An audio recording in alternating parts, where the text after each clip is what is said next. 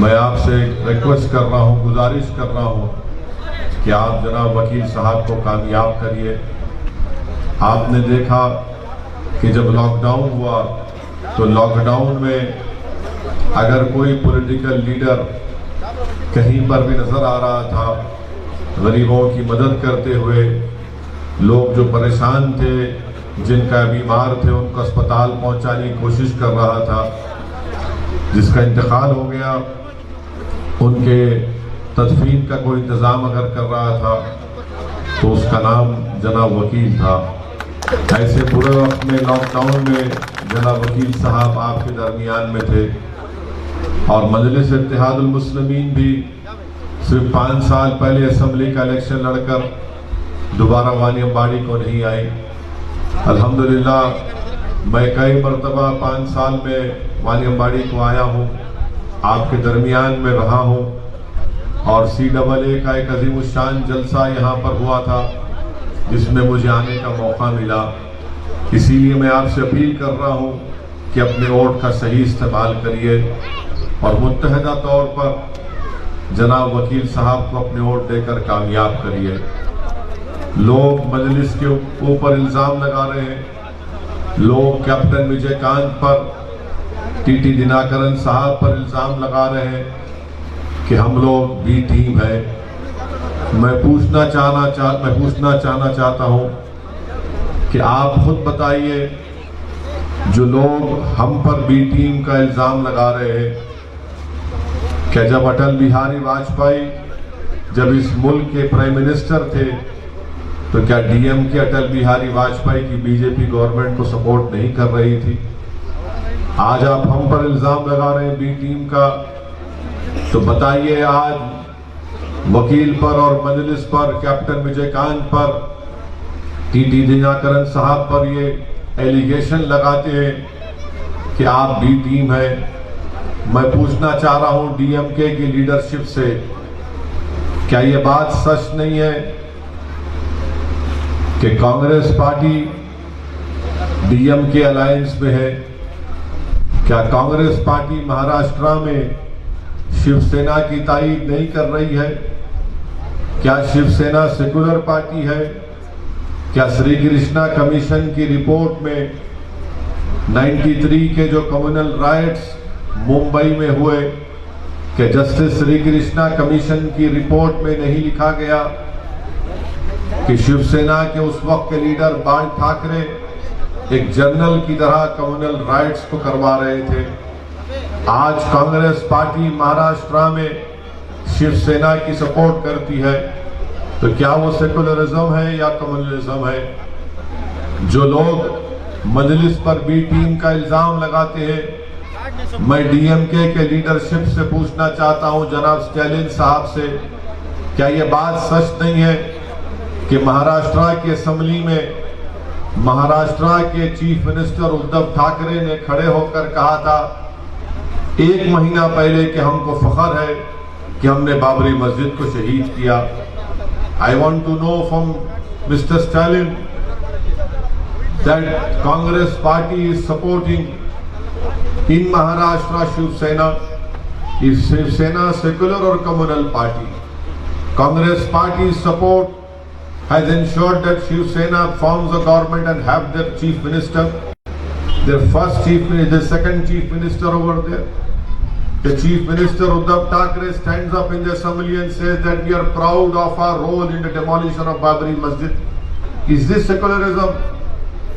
हम पर इल्जाम लगाने वाले जवाब दें कि जुलाई 2019 में जब अमित शाह और मोदी ने अनलॉफुल एक्टिविटीज प्रिवेंशन एक्ट का बिल लेकर आए, तो क्या कांग्रेस पार्टी ने मोदी की सपोर्ट नहीं की अनलॉफुल एक्टिविटीज प्रिवेंशन एक्ट के बिल में? क्या राज्यसभा में BJP का साथ नहीं दिया कांग्रेस पार्टी ने? क्या अनलॉफुल एक्टिविटीज प्रिवेंशन एक्ट के अमेंडमेंट में, तरमीम में कांग्रेस पार्टी ने जो साथ किया, जिसकी बिना पर आज दिल्ली में, महाराष्ट्र में कई लोग जेल में अपनी जिंदगी गुजार रहे हैं, नौजवान बच्चे जेल में हैं, ज़ईफ लोग जेल में हैं, और आज कांग्रेस पार्टी और DMK हम पर इल्जाम लगाती है बी टीम का। कभी आप अपने गिरेबान में झांक कर देखें कि कितनी गंदगी आपके गिरेबान में है। बजाय मजलिस पर उंगली उठाने के आप मेरे इन सवालात का जवाब दीजिए।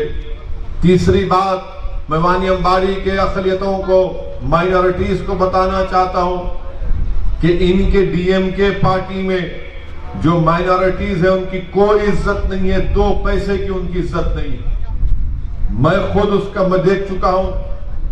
डीएमके पार्टी के minority president doctor Mastan Hyderabad को आए, स्टालिन का पैगाम लेकर मेरे पास आए और आकर कहा कि ओवैसी साहब, हमारे लीडर ये चाहते हैं कि डीएमके के माइनॉरिटी कन्वेंशन में आप शिरकत करें, आप हमारे लीडर के बाजू बैठे, हम आपसे अलायंस करेंगे। मैंने उनसे पूछा कि सर, मैं तो आपके पास नहीं गया, आप मेरे पास आए। तो बोले हाँ, हम आपके पास आए। मेरा उत्तर प्रदेश का प्रोग्राम था, इन्होंने कैंसिल करवाया और तमिलनाडु जब चेन्नई पहुंचे, अपने ही टीवी चैनल पर पूरा दिखाया और उसके 2 घंटे के बाद कह दिया कि मैं असदुद्दीन ओवैसी से मिला ही नहीं, ना कोई बातचीत हुई। डीएमके में जितनी माइनॉरिटी लीडरशिप है वो 0 है, उनमें कोई दमखम नहीं है, उनकी पार्टी में उनकी कोई इज्जत नहीं है। मुझे गम नहीं है कि मेरा अलायंस डीएमके से नहीं हुआ, मुझे कोई गम नहीं है कि हम अलायंस पे नहीं गए। मुझे अफसोस और गम इस बात का है कि जो लोग डीएमके के लिए मेहनत करते हैं, अपना खून पसीना बहाते हैं, आप जिस पार्टी में सब चीज कर रहे हैं उस पार्टी में आपकी कोई इज्जत नहीं है। मैं डॉक्टर मस्तान से कहना चाहता हूं, मस्तान साहब, मैं वानी अम्बाड़ी में खड़े होकर और तमिलनाडु के हर जलसे में ये बात बोलूंगा, आपको चैलेंज कर रहा हूं, मेरी एक एक बात में सच्चाई है, अगर नहीं है तो आप प्रेस कॉन्फ्रेंस लेकर बताओ। जब उनके माइनॉरिटी प्रेसिडेंट की कोई इज्जत वैल्यू नहीं है, किस बुनियाद पर आप वोट देंगे डीएमके को 6 अप्रैल के दिन? मुझे कोई फिक्र नहीं है कि अलायंस नहीं हुआ, मुझे कोई इसकी फिक्र नहीं है, ना गम है, ना मैं मोहताज था किसी सियासी पार्टी का, ना कभी रहूंगा इंशाअल्लाह ताला। मैं हमेशा मोहताज हूं और रहूंगा अल्लाह का।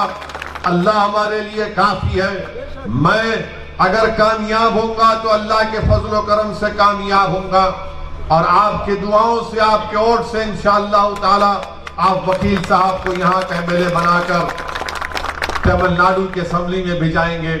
इनकी पार्टी में इनकी इज्जत नहीं है और आज आप आकर हमको बी टीम का पर इल्जाम लगाते हैं। मेरे अजीज दोस्तों और बुजुर्गों, वही हाल एडीएमके में है। यहां पर एक्स एमएलए हमारी बहन नीलोफर साहिबा थी, उनको टिकट नहीं दिए, खैर उनकी पार्टी का फैसला है। क्या हमारी बहन ने रोकर प्रेस कॉन्फ्रेंस कर नहीं कहा कि कमर्शियल टैक्स का मिनिस्टर मुझे खराब हूं, मुझे तकलीफ दिया? आखिर कोई डिग्निटी है नहीं है माइनॉरिटीज की? यहां पर हमारी लड़ाई डिग्निटी की है, सेल्फ रेस्पेक्ट की है, इज्जत का कोई सौदा नहीं किया जा सकता। इसीलिए मैं आपसे अपील करने आया हूं कि आप मुत्तहदा तौर पर इस अलायंस के उम्मीदवारों को कामयाब करिए। वानी अम्बाड़ी से आप जनाब वकील साहब को अपना एक एक वोट देकर कामयाब करिए और मुझ पर इल्जाम लगाने वाले बी टीम का, पिछले 6.5 साल से बीजेपी की हुकूमत है, हर कानून की मैंने मुखालिफत की। ट्रिपल तलाक का कानून आया, जब पहली मर्तबा 2014 में ट्रिपल तलाक का कानून आया तो क्या यह कांग्रेस पार्टी ने सपोर्ट नहीं किया था? बाद में 2019 में आया तो कांग्रेस पार्टी ने अपना पोजीशन बदल दिया। यूएपीए का कानून आया, मैंने मुखालिफत की। आरटीआई का कानून आया, हमने बीजेपी का पोस्ट किया। CAA का कानून आया तो सारी दुनिया ने देखा कि मजलिस इत्तेहादुल मुस्लिमीन ने नरेंद्र मोदी और एनडीए के 300 से ज्यादा एमपीज के सामने मैंने खड़े होकर ये कहा कि CAA का कानून भारत के कॉन्स्टिट्यूशन के खिलाफ है, वो कॉन्स्टिट्यूशन जिसको बाबा साहेब अम्बेडकर ने बनाया उसके खिलाफ है, और मैंने बीजेपी के 300 एमपीज के सामने उस कानून को फाड़ कर कहा ये काला कानून है, उसको नहीं मानते। आप आप बताइए कि हर चीज में हम बीजेपी की मुखालिफत करते हैं, तो आखिर इनको गुस्सा क्या है? इनको गुस्सा यह है कि मजलिस इत्तेहादुल मुस्लिमीन कैसे इलेक्शन लड़ती है, मजलिस क्यों हमारे सामने खड़े होती है। ये चाहते हैं कि हम इलेक्शन ना लड़े, बल्कि मजलिस के खिलाफ इल्जाम लगाकर पैगाम आपको दे रहे हैं कि तुम कभी हमारे खिलाफ नहीं लड़ना, तुम्हारा काम हमारी गुलामी है, तुम्हारा काम यह है कि तुम अपनी आंखों को नीचे रखकर जैसा हुक्म दे तुम उस तरह से अपनी जिंदगी गुजारो। मैं आपसे कह रहा हूं मेरे अजीज दोस्तों, यहां से हम इलेक्शन लड़ रहे हैं, यहां से मैं हमारा कैंडिडेट वकील है। ये लड़ाई यकीनन हमारी पार्टी की, हमारे उम्मीदवार की है, यकीनन ये लड़ाई हमारी पार्टी की, हमारे अलायंस की लड़ाई है। मगर याद रखिए ये लड़ाई मुस्तकबिल की लड़ाई है। मुस्तकबिल की लड़ाई इसलिए कि कोई जिंदगी का भरोसा नहीं, कल आज मैं हूं कल नहीं रहूंगा, मगर मेरी कोशिश ये कि मेरी इस दुनिया से चले जाने के बाद भी आपकी आवाज, आपकी सियासी ताकत बरकरार रहे। और उस काम के लिए आपसे अपील करने आया हूं कि 6 तारीख के दिन आप अपना एक एक वोट जनाब वकील साहब के अपने इस्तेमाल करें। याद रखिए बगैर पॉलिटिकल आवाज के, बगैर पॉलिटिकल लीडरशिप के आपको कोई नहीं पूछने वाला है। आपसे मैं अपील कर रहा हूं कि डर की बुनियाद पर नहीं, डर की बुनियाद पर वकील को वोट मत दीजिए, किसी पार्टी को वोट मत दीजिए। उम्मीद की बुनियाद पर पूरे पुरुम्मीद होकर आप अपना एक एक वोट जनाब वकील साहब को दीजिए। हमारी लड़ाई हिस्सेदारी की लड़ाई है, हमारी लड़ाई हमारी डिग्निटी की लड़ाई है, हमारी रिस्पेक्ट की लड़ाई है। इस पर कोई किस्म से कॉम्प्रोमाइज नहीं किया जा सकता। मेरे अजीज दोस्तों और बुजुर्गों, ये एडीएमके पार्टी है, बीजेपी के साथ है। आपके चीफ मिनिस्टर नरेंद्र मोदी के गोद में बैठकर चाय पीते हैं और तमिल अवाम के जज्बात की बात करते हैं। मैं नरेंद्र मोदी गवर्नमेंट को कंडेम करता हूं। I criticize and condemn the decision taken by Narendra Modi government in abstaining from the UNHRC resolution. They should have completely supported that resolution which was moved against the Sri Lankan government which committed atrocities on Sri Lankan Tamils. ये नरेंद्र मोदी की हुकूमत ने आज resolution में abstain हो गए। क्यों abstain हुए?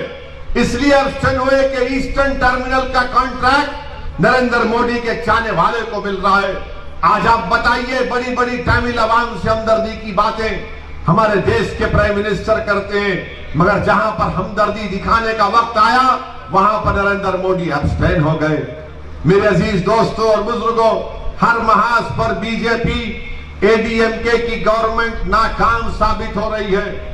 आप जब 6 तारीख को वोट डालने जाएंगे तो मेरी आपसे गुजारिश है कि अपने गैस के सिलेंडर को देखिए, उसकी कीमत कितनी बढ़ चुकी है। पेट्रोल 100 रुपये हो चुका है, डीजल करीब 90 रुपये हो चुका है, और नरेंद्र मोदी कह रहे हैं कि सबका साथ, सबका विकास, सबका विश्वास। कोई देश में कोई पॉलिसी नहीं है, महंगाई बढ़ते जा रही है, बीजेपी के पास कोई प्रोग्राम नहीं है। एडीएमके और बीजेपी मिलकर तमिलनाडु में हिंदुत्व को प्रमोट करना चाहती है। और अगर कोई बीजेपी को, एडीएमके को सही पॉलिटिकल तरीके से कोई उनका मुकाबला कर सकता है तो वो दिनाकरन के अलायंस और उसकी तमाम पार्टीज कर सकते हैं।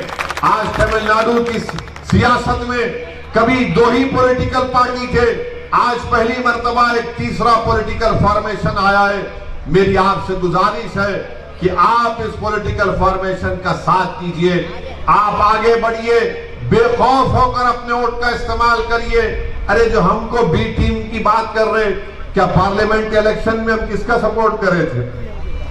बाई इलेक्शन हुआ था, किसका सपोर्ट कर रहे थे? जब हम अच्छे थे, दूध के धुले हुए थे, जब तुम्हारे मुंह में गुलाब जामुन पड़ गया तो बुरे हो गए। ये क्या बात है? आपके साथ रहे तो अच्छे, आपके मुखालिफत में आ गए तो बुरे हो गए। मकसद क्या है कि तुम हमारी गुलामी करो, तुम्हारे को कोई अख्तियार नहीं है कि हमारे सामने खड़े होकर कौन है वकील। ये मेरे अजीज दोस्तों और बुजुर्गों, ये इनकी हिपोक्रेसी है, ये इनकी मुफाद परस्ती है, इनका अपॉर्चुनिज्म है। इसीलिए हम आपसे कह रहे हैं कि आपको अपनी पार्टी के कैंडिडेट को कामयाब करना है। आज मुस्लिम माइनॉरिटी का पॉपुलेशन तमिलनाडु में 6-7% के दरमियान में। मेरे सवाल का जवाब दो डीएमके वालों, क्या बात है कि 6-7% पॉपुलेशन है और 11% जेलों में मुस्लिम माइनॉरिटी का जिम्मेदार कौन है? 11% है। आप बताइए इसका जिम्मेदार कौन है? वानियम्बाड़ी में बच्चों का स्कूल नहीं है, 6-6 किलोमीटर दूर जाना पड़ता स्कूल के लिए। वानियम्बाड़ी में पीने का पानी नहीं है। कहां गया पीने का पानी? क्यों नहीं लेकर आते आप पीने का पानी? कोई इसका इंतजाम नहीं कर सकते। आप अगर वो तालाब से आसान तरीका है पाले रिवर में पानी लाने का, मगर आप वो भी नहीं करते। हर महाज पर वानियम्बाड़ी पीछे होता चला गया।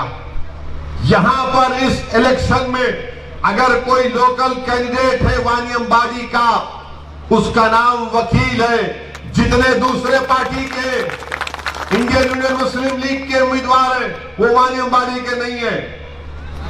वो वानियम्बाड़ी से उनका कोई ताल्लुक नहीं है। उनको वानियम्बाड़ी के गलियां ने, वहां जितना मेरे को मालूम वानियम्बाड़ी उनको ताबी नहीं मालूम है। उनको पैराशूट से उतार दिया यहां पे, मगर वानियम्बाड़ी की आवाम को पैराशूट से उतरने वालों को नहीं देखना है। जो जमीन पर आपका बच्चा है, आपका बेटा है, आपका भाई है, उसको आपको कामयाब करना है।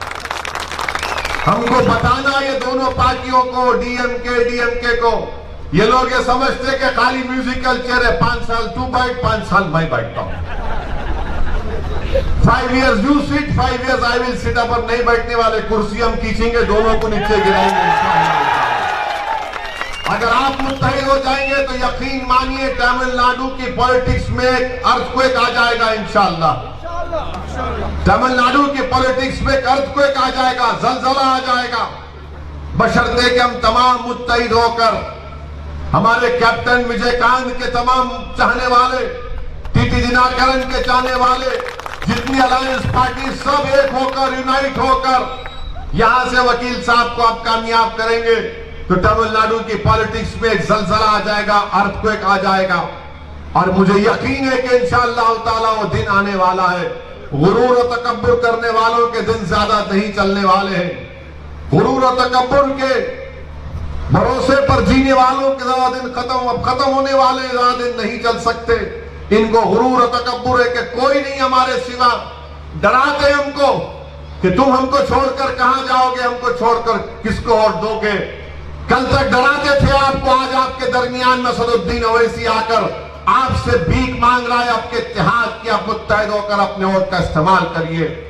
कल तक डराते थे कि कोई आपके पास पॉलिटिकल अल्टरनेटिव नहीं है, आज आपके पास एक क्रेडिबल पॉलिटिकल अल्टरनेटिव है। आपके पास दिनाकरन का चेहरा है, कैप्टन विजयकांत का चेहरा है, दूसरे पार्टीज आपके सामने। मेरी आपसे दरमंदाना अपील है कि अपने वोट का सही इस्तेमाल करिए और यहां से 6 तारीख को आपके वानियम्बाड़ी का बच्चा है, ये आपका बेटा है, ये सन ऑफ द साइल है, हमारा कैंडिडेट जनाब वकील साहब एक नौजवान है। आप इसको कामयाब करिए ताकि जब वो तमिलनाडु की असेंबली में जाएगा, जिस किसी का चीफ मिनिस्टर होगा वो उसकी आंख में आंख डालकर वानियम्बाड़ी के जस्टिस का मुतालबा करेगा, वानियम्बाड़ी की लड़ाई लड़ेगा, वानियम्बाड़ी के गरीबों की आवाज बनेगा। वो ये नहीं देखेगा कि कौन किस मजहब का है, कौन किस जात का है, वो वानियम्बाड़ी की आवाज बनेगा और आपके मसाइल को हल कराएगा। मैं आपसे फिर से अपील कर रहा हूं कि अपने वोट का इस्तेमाल करिए। इंडियन यूनियन मुस्लिम लीग के ताल्लुक से लोग मुझे बोलते हैं यहाँ पे मुस्लिम लीग का कैंडिडेट है। हाँ, मेरा पोजीशन ये है कि मैंने हमेशा कहा और आपसे वादा कर रहा हूं कि केरला में मैं कभी मजलिस इत्तेहाद मुस्लिमीन को लेकर नहीं गया, ना कभी लेकर जाऊंगा इंशाअल्लाह ताला। हमको केरला नहीं जाना है। मैंने कहा कि आसाम में नहीं जाकर मजलिस को इलेक्शन लड़ूंगा। आसाम में बदरुद्दीन अजमल साहब वहां पर अपनी पार्टी को चला रहे। मैं तो अल्लाह से दुआ भी करता हूं कि अल्लाह उनकी रियासत में उनको कामयाब कर दे। मगर यहां पर क्या मुस्लिम लीग में, आप बताओ, मैं मुस्लिम लीग के लोगों से तनकीद नहीं कर रहा हूं, मैं उनसे पूछ रहा हूं कहां है आपके पास बनात वाला, कहां है आपके पास सुलेमान सेठ, कहां ये लोग बताओ, आपके पास कहां चले गए ये लोग? वो बनात वाला जिसकी तकरीर से पूरी पार्लियामेंट हिल जाती थी, वो सुलेमान सेठ जिसके दलाल पर कोर्ट को मानना पड़ता था, कहां गए लोग? कहां गए लोग बताओ आप? आज आप आकर हमको तनकीद कर रहे हैं। कसरुद्दीन ओवैसी पूरे इंडिया में जा रहे, जाना है पूरे इंडिया में। इंडिया में जाना जरूरी है क्योंकि गरीबों को, मजलूमों को, दलितों को, आदिवासियों को, मुसलमानों को हिम्मत दिलाना है कि डरना और घबराना नहीं है नरेंद्र मोदी आरएसएस से। इसीलिए हम चाहते हैं कि हमको अपनी आवाज को सुनना है। डेमोक्रेसी है, जब तक इलेक्शन नहीं लड़ेंगे कोई आपको वोट नहीं देता, जब तक इलेक्शन नहीं लड़ेंगे आप अपने मसाइल को हल नहीं कर सकते। इसीलिए मेरे अजीज दोस्तों और बुजुर्गों, मेरी इज्जतदार मां और बहनों, मैं आपसे अपील कर रहा हूं कि 6 अप्रैल के दिन आप बेखौफ होकर निकलकर पूरे वानियमबाड़ी के आसमानों में काली पतंग नजर आना, आपको ओनली पतंग नजर आना, ओनली काइट, हर जगह पर काली काइट पर पूरे इत्मीनान के साथ, पूरे एतमाद के साथ आप वोट दीजिए। और मैं आपको यकीन दिला रहा हूं कि इंशाअल्लाह ताला जनाब टीटी दिनाकरन साहब बीजेपी का सपोर्ट नहीं करेंगे, ना बीजेपी की तरफ जाएंगे इंशाअल्लाह ताला। उनको अपनी पार्टी चलाने का है। मैंने दिनाकरन साहब से खुद पूछा कि क्या आप बीजेपी की तरफ जाएंगे, तो उन्होंने कहा कि सवाल ही पैदा नहीं होता, there is no question of me going towards BJP. अब दिनाकरन साहब कैसे जा सकते? कैप्टन हमारे पास है, कैप्टन विजयकांत हमारे पास है। एक कैप्टन पकड़ लेंगे, कसरुद्दीन ओवैसी पकड़ लेंगे, दिनाकरन साहब कहां जाएंगे इंशाअल्लाह। दिनाकरन साहब को अपनी पार्टी चलाने का है और उन्होंने इलेक्शन मैनिफेस्टो जारी किया। आप बताइए क्या डीएमके ने क्या कहा इलेक्शन मैनिफेस्टो? आप पढ़िए, आपको पेज नंबर बोलता हूं, पेज नंबर 9 में लिखा गया कि वानियमबाड़ी में यहां पर बहुत फॉरेन एक्सचेंज आता है, यहां के इंडस्ट्रीज से, यहां पर रोड बनाई जाएंगी, पावर सप्लाई अनइंटरप्टेड होगा, पीने का पानी का इंतजाम होगा, हेल्थ फैसिलिटीज होंगे, गेस्ट हाउस बनाया जाएगा। ये वादा है हमारा आपसे इंशाअल्लाह ताला वानियमबाड़ी की आवाम के लिए। हमने वादा किया कि वो जो 40 मुसलमान जो लाइफ कॉन्विक्ट जेलों में सड़ रहे, जिसको तमिलनाडु के चीफ मिनिस्टर ने एनजीआर के सेंटेनरी 100 साला सेलिब्रेशन में उन्होंने सबको छोड़ा, ये 41 मुस्लिम को नहीं, प्रिजनर्स को नहीं छोड़ा। हम वादा कर रहे हैं कि उनको छुड़ाया जाएगा। एएमके ने वादा किया कि मुसलमानों को 5% रिजर्वेशन होगा। बताइए क्यों नहीं मिलना चाहिए? सब चीजें कही गई हैं। अब डीएमके क्या कहती है मालूम आपको? डीएमके कहती है अपने मैनिफेस्टो में कि अगर आप पूरे देश के मंदिरों में जाएंगे तो पैसे देंगे आपको। ये पेरियार की सरजमीन है, अन्नादुराई की सरजमीन है, क्या हो रहा है यहां पर? इस पर कोई जवाब नहीं देते। मैं जब सवाल करता हूं, मेरी आपसे अपील है कि पूरे मुतमईन होकर एतमाद के साथ आप जनाब वकील साहब के हक में अपना वोट दीजिए। अपनी आवाज को तमिलनाडु के असेंबली में भिजाइए, अपने बेटे को तमिलनाडु के असेंबली में भिजाइए। वानियमबाड़ी से वानियमबाड़ी का ही शख्स तमिलनाडु के असेंबली में जाना चाहिए। एडीएमके को आपने 5 साल मौका दिया, उन्होंने कुछ नहीं किया। अब आपसे अपील कर रहा हूं कि आप जनाब वकील साहब के हक में वोट देकर उनको कामयाब करिए। शुक्रिया। वाखिर दावा।